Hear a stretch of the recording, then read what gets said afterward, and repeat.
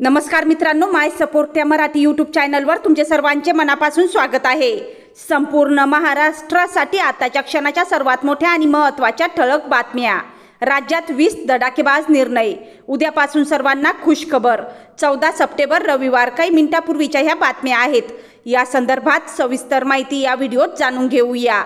तत्पूर्वी तुम्ही माय सपोर्ट या मराठी यूट्यूब चॅनलवर नवीन असाल तर खाली दिलेल्या लाल रंगाच्या सबस्क्राइब बटनावर क्लिक करा आणि समोरील बेल आयकॉन क्लिक करा, जेणेकरून महाराष्ट्राच्या ताज्या बातम्या तुमच्यापर्यंत सर्वात आधी पोहोचतील। तर चला सविस्तर बातम्या जाणून घेऊया। तर बघा, पहिली सर्वात मोठी आणि महत्त्वाची बातमी। सरकारी कर्मचाऱ्यांसाठी खुशखबर असून दिवाळीपूर्वी केंद्रीय कर्मचाऱ्यांना 2 मोठ्या भेटवस्तू मिळू शकतात। 8व्या वेतन आयोगाच्या स्थापनेची प्रतीक्षा संपणार असल्याचे सांगण्यात येत आहे। दिवाळीपूर्वी केंद्र सरकार महागाई भत्त्यात वाढ जाहीर करू शकते, असेही वृत्त आहे। या दोन्ही घोषणा ऑक्टोबर महिन्यात होण्याची अपेक्षा आहे। जर असे झाले तर त्याचा फायदा सुमारे 1.2 कोटी केंद्रीय कर्मचारी आणि निवृत्त कर्मचाऱ्यांना होईल। त्यानंतरची सर्वात मोठी आणि महत्त्वाची बातमी बघा, रुग्ण आणि त्यांच्या कुटुंबियांना एक मोठी दिलासादायक बातमी आहे। 22 सप्टेंबरपासून औषधे आणि वैद्यकीय उपकरणांच्या किमतीत मोठी कपात होणार आहे। सरकारने नवीन जीएसटी प्रणाली लागू करण्याचा निर्णय घेतला आहे, ज्या अंतर्गत कंपन्यांना त्यांच्या उत्पादनाची नवीन कमाल किरकोळ किंमत निश्चित करावी लागेल। याचा थेट फायदा आता ग्राहकांना आणि रुग्णांना मिळणार आहे। रसायने आणि खते मंत्रालयाने एक अधिसूचना जारी करून सर्व औषध कंपन्यांना औषधे, फॉर्म्युलेशन आणि वैद्यकीय उपकरणांची नवीन MRP तयार करण्याचे आणि ती डीलर्स, किरकोळ विक्रेते, राज्य औषध नियंत्रक आणि सरकारसोबत शेअर करण्याचे आदेश दिले आहेत। तसेच राष्ट्रीय औषध किंमत प्राधिकरणाने स्पष्ट केले आहे की कंपन्यांनी या कर कपातीचा पूर्व फायदा ग्राहकांना द्यावा।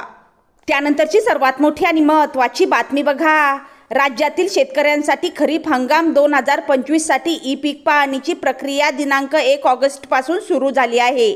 महसूल विभागाने विकसित केलेल्या ई-पीक पाहणी मोबाईल ॲपच्या माध्यमातून शेतकऱ्यांनी आपल्या शेतातील पिकांची नोंद स्वतः करता येते। दिनांक 1 ऑगस्ट 2025 ते 14 सप्टेंबर 2025 पर्यंत खरीप हंगाम 2025 करिता ई-पीक पाहणी सुरू होती, परंतु राज्यात काही ठिकाणी झालेली अतिवृष्टी, दुबार पेरणी या इत्यादी कारणांमुळे शेतकरी ई-पीक पाहणी नोंदणी करू शकले नाही।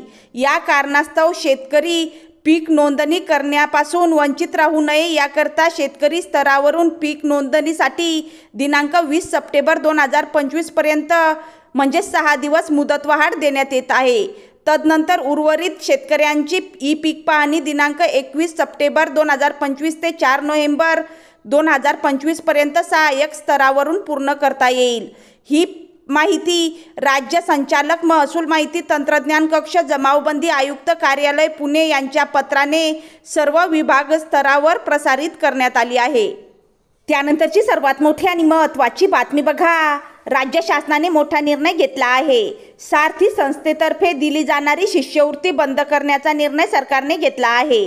सरकारच्या या निर्णयामुळे राज्यातील सुमारे 70,000 विद्यार्थ्यांना शिष्यवृत्ती मिळणार नाही। यामध्ये कोल्हापुरातील 17,000 विद्यार्थी शिष्यवृत्तीपासून वंचित राहणार आहेत। दरम्यान शासनाच्या या निर्णयांना भारतीय मराठा महासंघाने विरोध केला आहे। शिष्यवृत्ती बंद करण्याच्या निर्णयाला अखिल भारतीय मराठा महासंघाने विरोध दर्शवला आहे। त्यांनी म्हटलंय की शिष्यवृत्ती बंदच्या निर्णयाला विरोध आहे, ती पूर्ववत सुरू करावी। याबाबत 15 दिवसात शासनाने बैठक घेऊन सकारात्मक कार्यवाही करावी, असे न झाल्यास रस्त्यावर उतरून आंदोलन करण्याचा इशारा अखिल भारतीय मराठा महासंघाने दिला आहे। त्यानंतरची सर्वात मोठी आणि महत्त्वाची बातमी बघा, राज्यातील अनेक भागात कालपासून ढगाळ हवामानासह हलक्या ते मध्यम सरी पडत आहेत, तर काही ठिकाणी जोरदार पावसाने हजेरी लावली। पुढील 5 दिवस राज्यातील अनेक भागात जोरदार पावसाचा अंदाज हवामान विभागाने दिला आहे। आज विदर्भातील सर्वच जिल्ह्यांमध्ये पावसाचा येलो अलर्ट देण्यात आला आहे।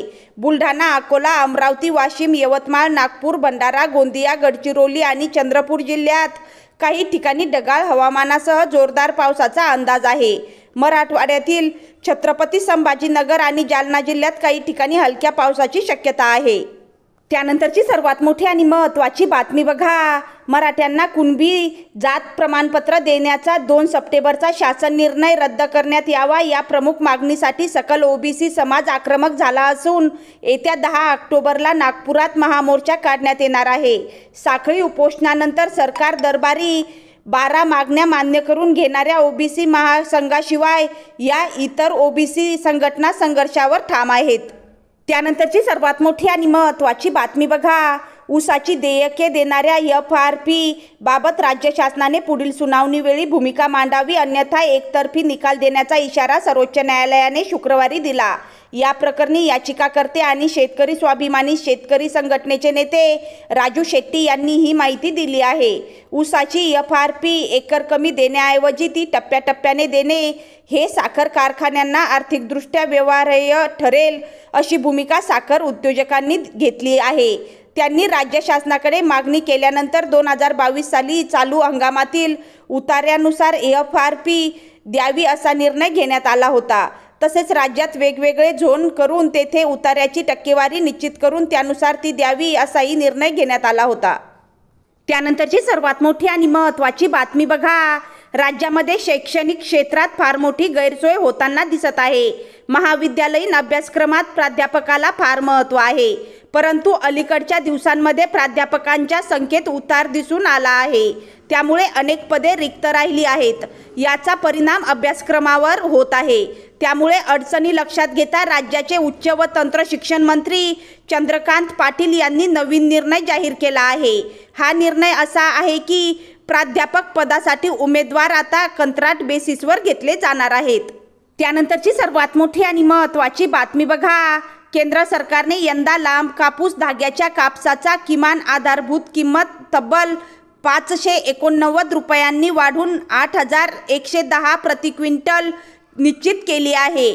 बाजारभाव घसरू नये म्हणून शेतकरी CCIच्या शासकीय खरेदी केंद्रावर विक्रीस प्राधान्य देण्याची शक्यता वर्तवली जात आहे. मात्र पणन महासंघ CCI करार रखडल्याने या हंगामातील खरेदी प्रक्रियेस अडथळ्यांची भीती व्यक्त होत आहे. बाजारभावापेक्षा हा दर अधिक मिळण्याची शक्यता असल्याने शेतकरी भारतीय महामंडळ यांच्या शासकीय खरेदी केंद्रावर कापूस विक्रीस अधिक प्रमाणात आणतील अशी अपेक्षा व्यक्त होत आहे. मात्र मागील काही वर्षांपासून सुरू असलेल्या कापूस खरेदीतील अडचणी लक्षात घेता महाराष्ट्र राज्य सरकारी कापूस उत्पादक पणन महासंघाला CCIचा उपअभिकर्ता नेमल्यास शेतकऱ्यांवरील ताण कमी होईल असा तज्ज्ञांचा दावा आहे.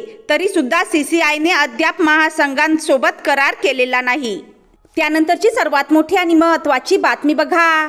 यंदा अंदमानापासून ते केरळ आणि पुढे महाराष्ट्रापर्यंत प्रवास मान्सूनने अतिवेगाने केला. तो राज्यात 13 मे रोजीच धडकला. त्यामुळे तो परतीला ऑक्टोबरच्या पहिल्या आठवड्याऐवजी 15 सप्टेंबर रोजीच परतीच्या प्रवासाला निघणार आहे असा अंदाज हवामान विभागाने दिला आहे.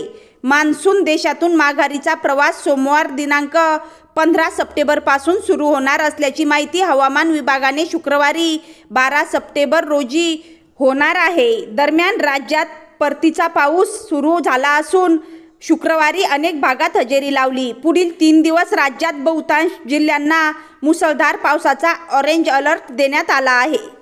त्यानंतर बघा, राज्य सरकारने मराठा समाजाला OBC प्रवर्गातून आरक्षण देण्याचा निर्णय घेतला आहे. अनेक OBC नेते या निर्णयाला विरोध करत आहेत. मंत्री आणि OBC नेते छगन भुजबळ यांनी OBC आरक्षण वाचवण्यासाठी लढाई लढणार असा निर्धार केला.